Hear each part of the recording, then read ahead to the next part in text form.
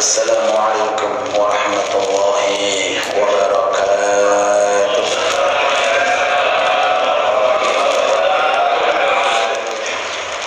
Alhamdulillah alladzi bi ni'matihi tatimmu shalihat. Wa sallallahu wa sallama ala habibina wa syafi'ina maulana Muhammad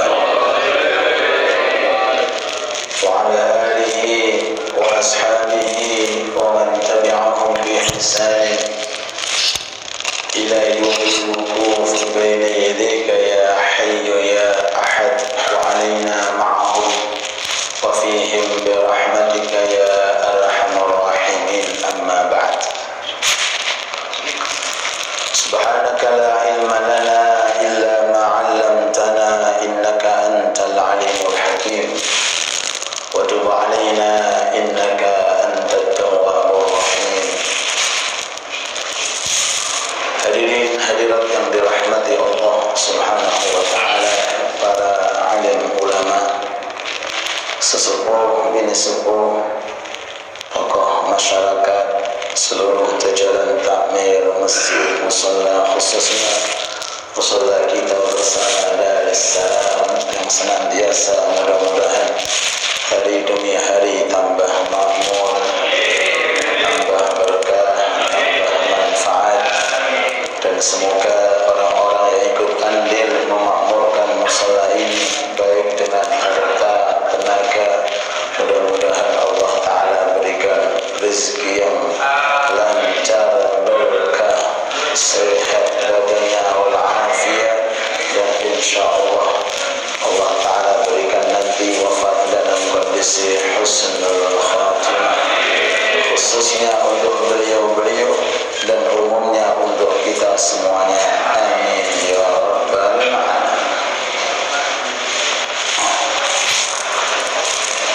Hadirin hadirat yang dirahmati Allah Subhanahu wa taala, perlu kita ketahui bahwa keberadaan Rasulullah ini sudah diisyarahkan oleh Allah Ta'ala kepada para anbiya, para mursalin terlebih dahulu, bahwa akan ada Nabi akhir zaman, yaitu Nabi Muhammad SAW. Ini informasinya sudah terlebih dahulu dari kalangan para anbiya, para mursalin sendiri sudah disebutkan di dalam kitab-kitab keterangan tentang Nabi di dalam kitab Zabur ada, dalam kitab Taurat ada, dalam kitab Injil juga ada. Makanya beliau Nabi Muhammad SAW, beliau dawuh, ana da'watu Abi Ibrahim wa bisyaratu Isa al-Masih wa ru'yallati wa ru'ya ummillati ra'at wa kadzalika ummahatul anbiya yarayna. Aku ini barokah doanya Nabi Ibrahim,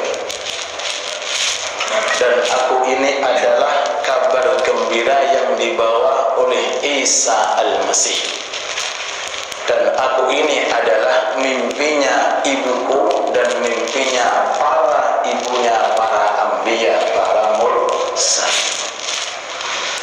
Jadi dengan ini hadis para rawuh, Kanjeng Nabi itu sudah masyhur walaupun zatnya belum hadir, sudah viral, sudah terkenal walaupun jasadnya, zatnya belum ada di dunia. Yang pertama, doanya Nabi Ibrahim alaihi salatu wassalam. Di dalam surat Al-Baqarah, Nabi Ibrahim berdoa. Kapan?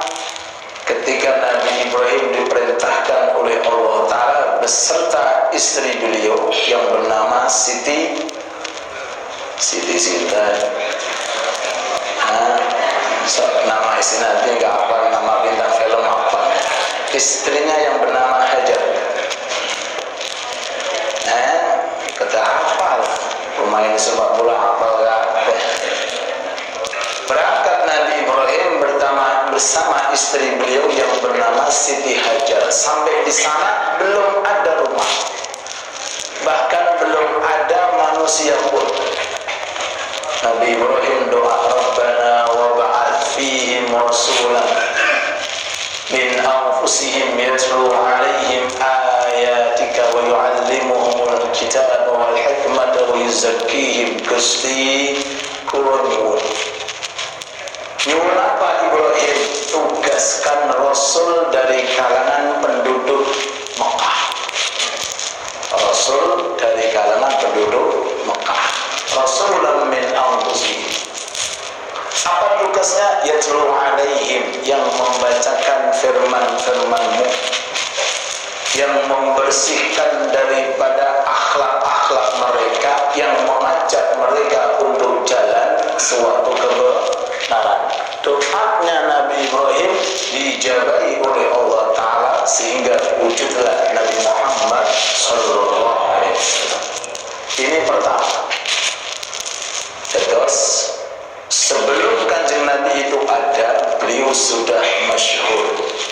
Beliau sudah masyhur, sudah terkenal. Dan itu diantaranya adalah barokah doanya Nabi Ibrahim alaihi salatu wassalam. Sehingga Kanjeng Nabi itu kalau nyifati Ibrahim itu kayak aku. Jadi di antara Nabi sing mirip kali Kanjeng Nabi niku Nabi Ibrahim. Kapan Kanjeng Nabi kepanggih kala Nabi Ibrahim? Ketika Isra Mi'raj di langit yang ketujuh. Di langit yang ketujuh. Langit yang pertama, kedua, ketiga, ketemu beberapa nabi, beberapa rasul. Pas langit yang ketujuh, beliau sakit bermuajah dengan Nabi Ibrahim alaihi salatu wassalam. Beliau menceritakan kepada para sahabat, Ibrahim itu mirip dengan saudara kalian. Siapa saudaranya? Kanjeng Nabi. Jadi paling mirip di antara para anbiya kalian Kanjeng Nabi ingin menikah Nabi Ibrahim. Yang kedua, di antara kabar keberadaan Rasulullah akan ada itu dari kabar gembiranya Nabi Isa alaihi salatu wassalam. Saya ke sana. Ini kabar positif. Apa positif? Baik. Allahumma shalli ala Muhammad. Kabar positif. Cepat yang kali. Bisyarah Nabi Isa alaihi salatu wassalam. Jadi di zaman Nabi Isa itu kitab Injil sudah tercantum bahwa akan ada Nabi akhir zaman, cuma namanya bukan Muhammad, Ahmad. Wa mubasysyiran bi rasuli ya'ti min ba'di ismuhu Ahmad. Hei umatku, kata Nabi Isa, aku membawa kabar gembira kepada kalian dan setelah kalian. Kabar apa itu?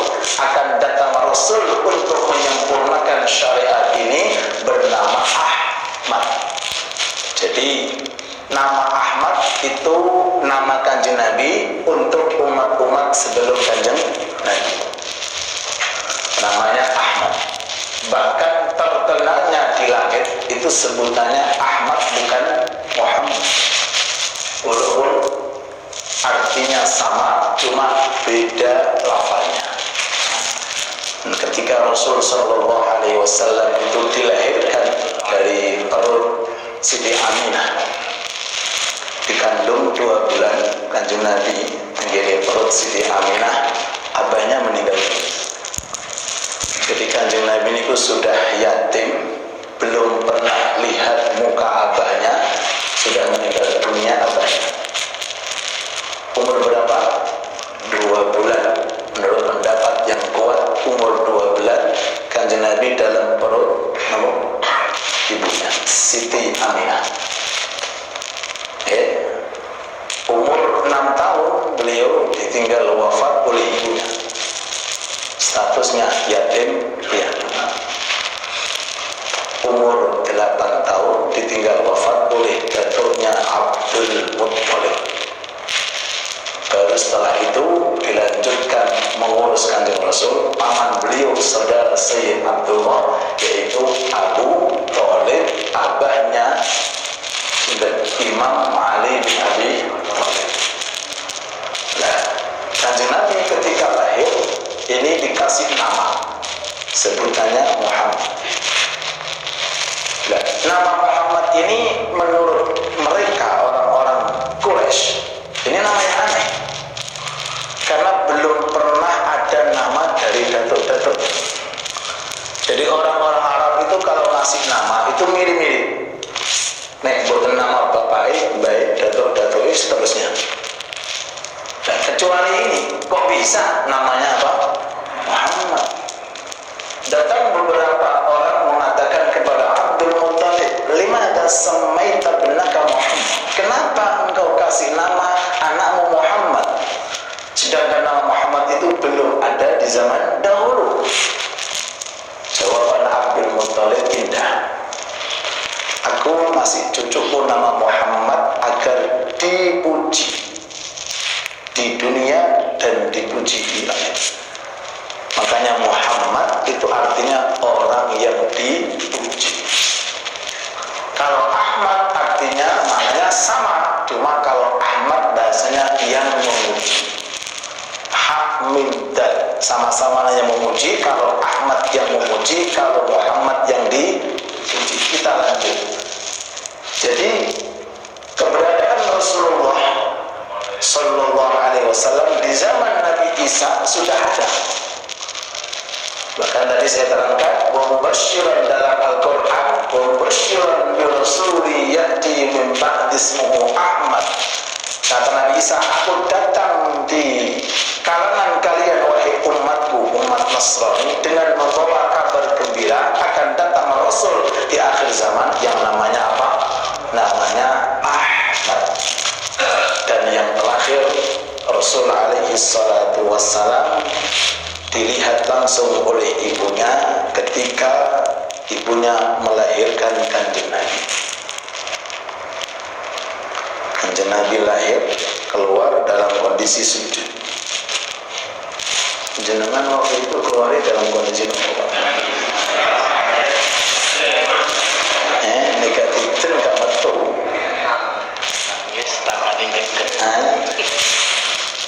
Sajidan li rabbi, sujud. Nah, ini kan unik, unik. Ini kita harus terangkan agar umat itu punya rasa cinta kepada sosok seorang nabi. Nah, makanya pantas untuk kita agungkan. Lihat lahirnya saja beda. Sajidan li rabbi, beliau itu keluar dalam kondisi sujud.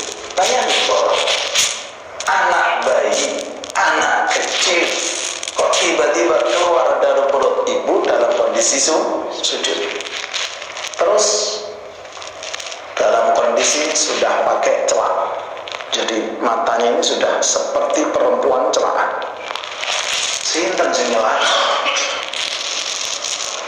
Mungkin dari kalangan ibu waktu kecil pernah keluar sudah celakan. Tubuh celak ini bisa. Ini kan istimewa, maksulah, jadi sudah pakai celak. Dan Kanjeng Nabi ini, subhanallah, mata beliau, meripat beliau ini indahnya luar biasa, lebar, putihnya putih, hitamnya hitam. Ini ku mata Kanjeng Nabi. Allahumma sholli ala Muhammad. Jadi lebar. Jangan bayangin nonton tiang putihnya putih, bagian putih terus hitamnya bagian hitam, kelihatan ganteng, hebat.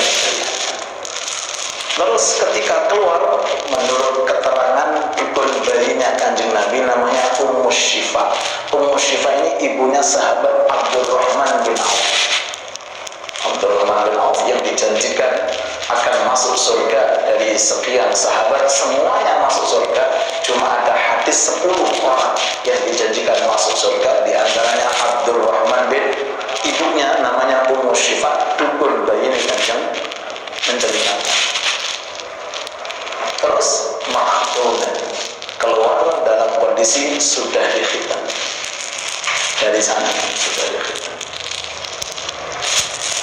Nah, ini kan keunikan yang terjadi ketika Kanjeng Nabi lahir, dan oleh para sahabat diabadikan cerita semacam ini, dikutip oleh ulama-ulama ahli hadis, diantaranya hadis Imam Bukhari, hadis Imam Muslim, dan seterusnya. Uniknya di atas itu keluar cahaya.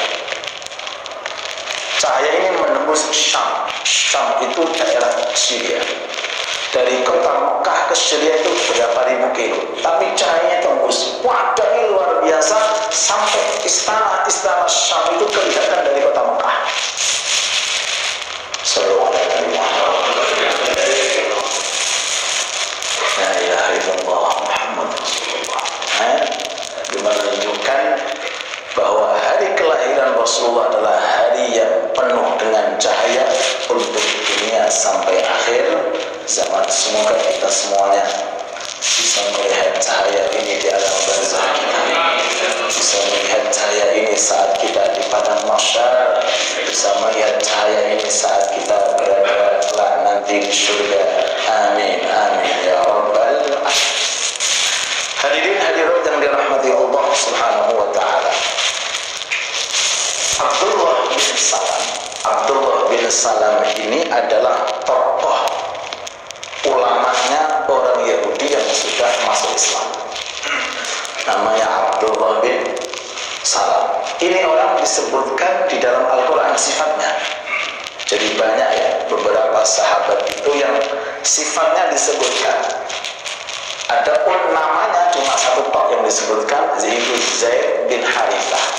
Hanya satu tok ini dari kalangan sahabat yang disebutkan Allah namanya Zaid.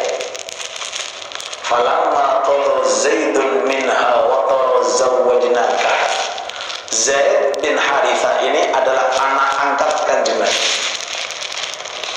Jadi Nabi pernah mengangkat seorang sahabat, diangkat sebagai anak kecil yang masuk Islam.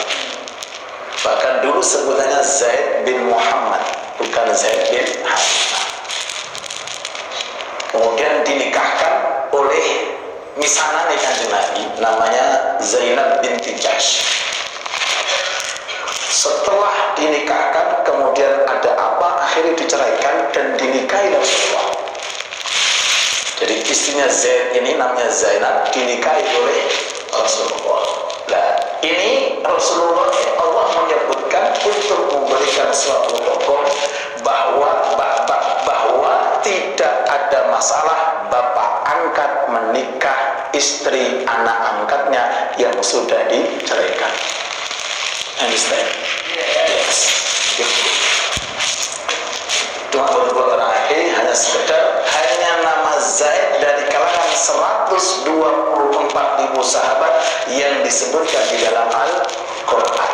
Tapi selain itu banyak sekali sifat-sifat sahabat yang disebutkan di dalam Al-Quran. Dulu pernah kita terangkan di antaranya sifatnya sahabat Abu Bakar Siddiq yang diterangkan dalam Al-Quran, wa yatajannabuhal ashqa alladhi yu'ti malahu yatazakka, bahwa orang yang gemar untuk sedekah ini adalah calon penduduk surga. Yang dimaksud adalah sahabat Abu Bakar Siddiq. Ini diantaranya, tapi namanya nggak ada. Malih wonten sebagian sahabat namanya nggak disebut, tapi sifat disebut. Sinten niku? Keluarga Ali Fatimah. Wa yut'imuna at-ta'ama 'ala hubbihi miskinan wa yatiman wa asira. Ada keluarga yang saat itu memberi orang miskin, orang tawanan, orang yatim, anak yatim. Siapa itu? Ali, Fatimah, Hasan dan Husain. Cuma namanya nggak disebut, hanya sifatnya yang disebut. Jadi Sayyidina Ali itu pernah punya masalah. Apa masalahnya? Punya putra Hasan Husain sakit tapi nggak sembuh-sembuh. Sakit nggak Akhirnya dinadari, kalau sembuh saya akan berpuasa. Niku mujarab. Kalau ada apa saja hal yang kita inginkan kok belum kelar, jenengan nadari, biasanya tembus. Biasanya apa? Gak ada tanah galak laku nadari. Nek laku tanah insyaallah apa infak apa? Infak apa? Jadi ngajak umroh bapak ibu pulau. Kalau pada titip arto teng musola teng masjid itu biasanya tembus. Biasanya tembus. Nah, Sayyidina Ali nazar, kalau Hasan Husain ini sembuh, beliau akan puasa. Disembuhkan oleh Allah Ta'ala, akhirnya puasa 3 hari. Pas ketika mau berbuka, datanglah orang mengetok pintu. Dibuka, miskin, butuh makanan. Ini makanan untuk berbuka diberikan semua. Jadi keluarga Ali hanya minum saja. Miskin datang. Hari kedua, pas waktu mau makan, datang asiran. Asir itu tawaran perang, lapar, dikasihkan semua. Hari kedua cuma minum seperti hari yang pertama. Hari yang ketiga terakhir datang yatiman, anak yatim, dikasih. Pengorbanan hanya 3 hari tok, tapi diridhoi oleh Allah. Sifatnya diabadikan di dalam Al-Quran. Wa yut'imuna at-ta'ama ala hubbihi miskinan wa yatiman wa asira. Miskin pertama datang, kemudian yatim, kemudian tawanan. Tapi namanya nggak ada, yang ada hanya apa? Sifatnya. Di antara mana? Suhaib Ar-Rumi, yang dari kota Rum, yang mau hijrah ke kota Madinah, dihadang oleh kafir Quraisy. Dikatakan, kamu mau ikut siapa? Mau ikut Muhammad, uangmu tinggalin. Semua uang ditinggalkan, keluar sampai ke Madinah. Ayat turun. Jadi perjalanan Suhaib ini ke Madinah, Rasulullah di Madinah sudah dapat ayat menerangkan tentang kelebihan Suhaib. Wa minan nasi may yashri nafsahu ibtigha'a mardatillah. Hei Muhammad, ada hambaku dari sekian hamba yang transaksinya sudah diterima Allah. Apa itu? Menyerahkan hartanya semuanya untuk perjuangan utama untuk orang kafir Quraisy agar dia bisa mendapati kanjeng Nabi. Sampai di kota Madinah, Rasulullah menyambutnya sambil mengatakan, telah turun ayat memuji dirimu wahai Suhaib. Rabihal bait ya Aba Yahya, transaksimu sudah diridhoi Allah. Transaksi mana? Menyerahkan semua hartanya kepada Quraisy agar dia tidak dihadang untuk sampai kepada kanjeng Nabi. Ini orang-orang dulu diterangkan sifatnya di dalam Al-Quran agar kita bisa meniru. Karena beliau ini sudah dapat porsi di surga, sudah dapat jasadnya di bawah tanah, cuma rohnya sudah berada di tenggorokannya burung yang hinggap dari pohon ke pohon, sudah nikmat. Tinggal kita sekarang yang hidup di akhir zaman, tidak mendapati kanjeng Nabi, tidak mendapati sahabat, tapi bisa melihat Al-Quran sebagai panutan untuk kita. Mudah-mudahan kita bisa meniru. Amin. Nah, ini yang terakhir, Abdullah bin Salam juga termasuk. Ini tokoh Yahudi. Jadi orang yang benar-benar tahu tentang sifat kanjeng Nabi itu ketika kanjeng Nabi sampai di kota Madinah, orang-orang Madinah menghampiri kanjeng Nabi, termasuk Abdullah bin Salam. Melak-melak apa? Melak-melak nyambut, tapi belum Islam. Belum Islam. Lalu kemudian beliau cerita, pertama kali hadis yang kamu dapati apa? Yang kamu dengarkan dari Nabi. Ini hadis ini. Ya ayyuhan nas, afsus salam wasallu billail wan nasu niyam tadkhulul jannata bisalam. Triknya Kanjeng Nabi kalau mengikat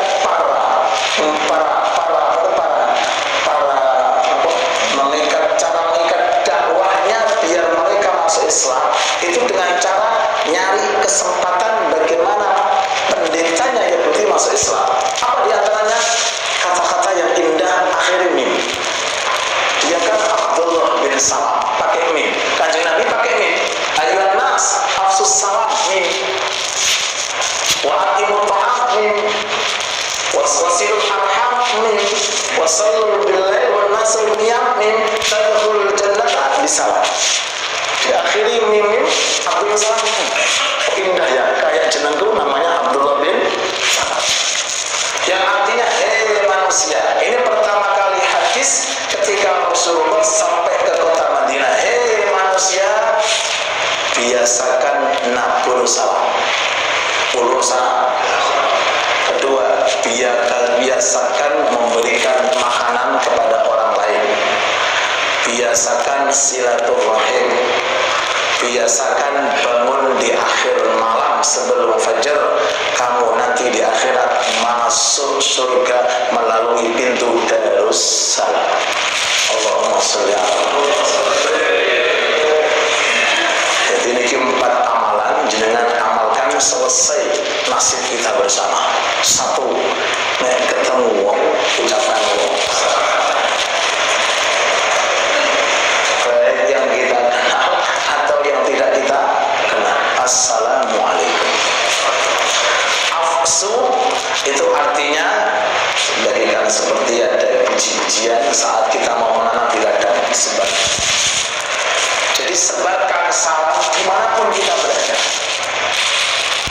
Sebelum Islam di zaman orang-orang Arab itu kalau ketemu satu dengan yang lainnya bukan salam. Akim sobahan, sobahul khair, selamat pagi, selamat. Belum tahu apa itu salam. Sampai datanglah Nabi Muhammad Sallallahu Alaihi Wasallam diaturi cara untuk tahiyat menghormati orang lain yaitu dengan ucapan Assalamualaikum warahmatullahi wabarakatuh. Mudah-mudahan diamalkan.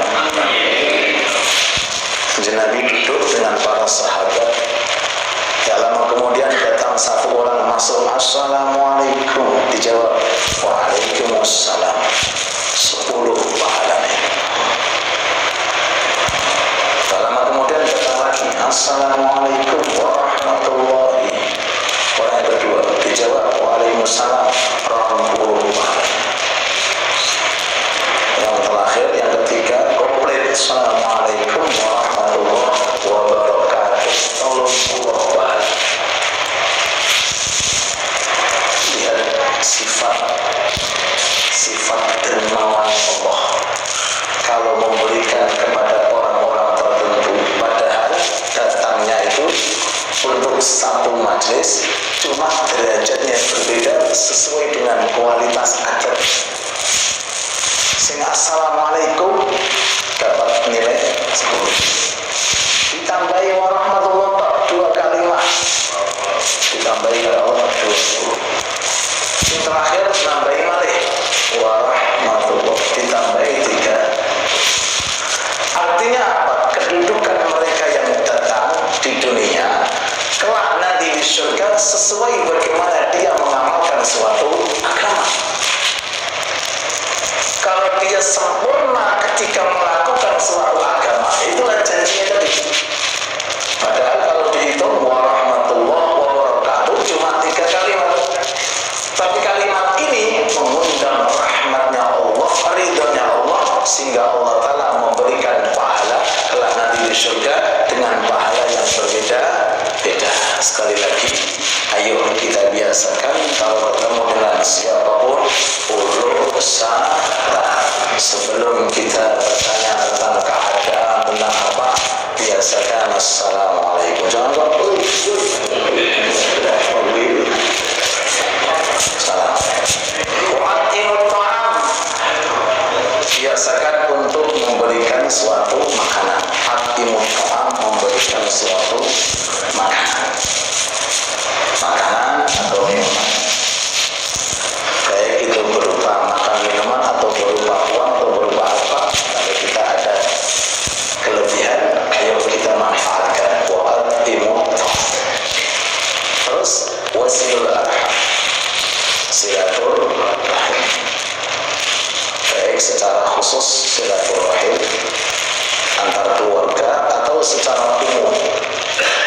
bersifat umum karena ikatan la ilaha illallah Muhammad Rasulullah.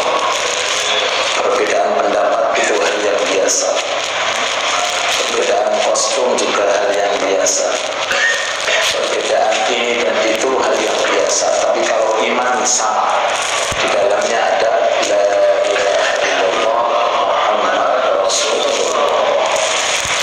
Jadi silaturahim memiliki dua makna, makna yang khusus dan yang kedua makna yang umum. Makna yang umum ini yang sifatnya meluas, meluas dengan siapa saja, baik itu ada hubungan antar kerabat atau hubungannya la ilaha illallah, kita tidak boleh membenci. Tidak boleh membenci. Kita harus bisa menghargai. Sehingga Nabi Muhammad sallallahu alaihi wasallam mengajarkan kepada kita rasa cinta dengan siapa saja. Karena beliau itu melewati jenazah Yahudi. Oh, Yahudi mati. Jenazahnya diantar di depan, nampak di depan Rasulullah. Rasulullah ngertos. Rasulullah nangis. Sahabat tanya, ya Rasulullah, oh Yahudi, kenapa Anda menangis? Rasul menjawab, nafsun tafallatat min, jiwa yang jauh dari syariat. Coba dia masuk Islam, dia mau ke surga. Kasih sayangnya Rasulullah bukan hanya untuk orang yang muslim saja, bahkan untuk orang yang non-muslim pun juga dapat.